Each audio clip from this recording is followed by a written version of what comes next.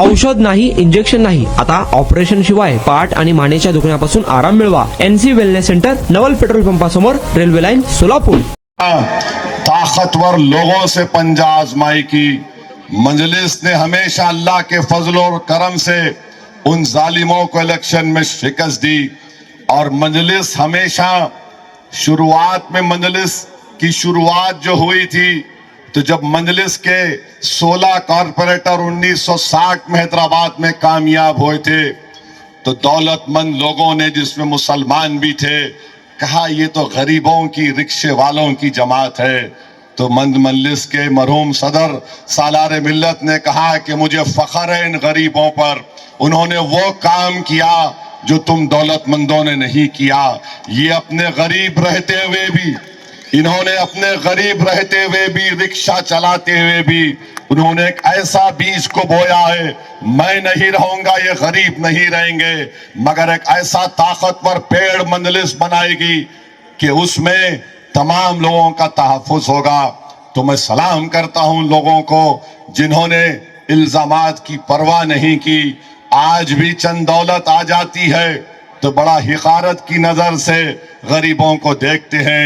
ऐ जालिमों, अगर कोई मर मिटता है किसी काज के लिए तो गरीब है। दौलतमंद अपनी दौलत को बचाने के लिए सोचता है और गरीब ये सोचता है कि मैं कैसे अपने ईमान को बचाऊं।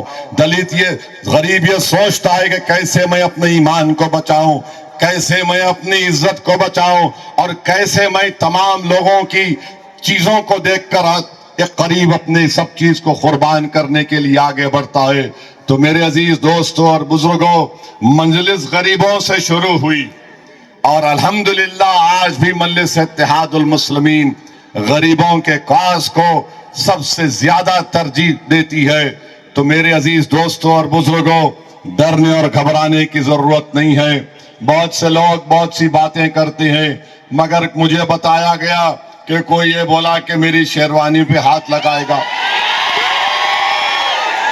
देखो भाई साहब, याद रखो, छेड़खानी नहीं करना।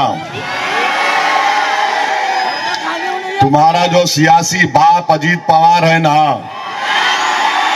उसको जाके बोलो, सामने बैठो, बोलो मेरे 3 मिनट में गूंगा बना के भिजा देता हूं उसको।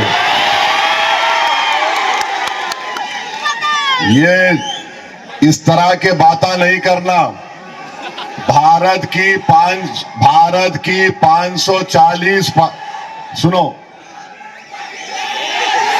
हाँ सब है पूरे है। भारत की 540 की पार्लियामेंट में जब हम बोलते तो जिसको खुजली होती है उन्होंने हमारे को खुजा लेता हमारे से। तो इस तरह की बातें मत करो। अपनी गुलामी कर रहे, गुलामी कर लो। तुमको कुछ मिठाई मिले ही खा लो। याद रखो, मेरे को बोलने से तुमको मिल रहा तो तुम्हारा बास मैं हूं, तुम मेरे को ज्यादा बोलेंगे, दुकान तुम्हारी बंद। तो मेरे अजीज दोस्तों और बुजुर्गों, आणि आता अवस्था अशी व्हायला लागली होती की मी बसत किंवा उभारत नव्हतो, तर जास्तीत जास्त झोपून राहायचा प्रयत्न करायचो. सलगपणे आपण एखादं काम करायला लागलो की बॅकमध्ये पेन येतोय. सुरुवातीला मी त्याला इग्नोर करायचा प्रयत्न केला. त्याच्यानंतर मला जाणवलं की इग्नोर करून हे काही कमी होत नाही. या ट्रीटमेंटच्या दरम्यान मला कुठल्याही गोळ्या किंवा इंजेक्शन घेण्यासाठी सुचवलं गेलं नाही. मला पाठदुखीचा खूप त्रास होता. आयुष हॉस्पिटल जयसिंगपूरमध्ये दाखवलं. त्यांनी त्यावर मला सर्जरीचा सल्ला दिला. त्यामुळे मी आज साधारणपणे 90% पर्यंत रिलीफ आहे.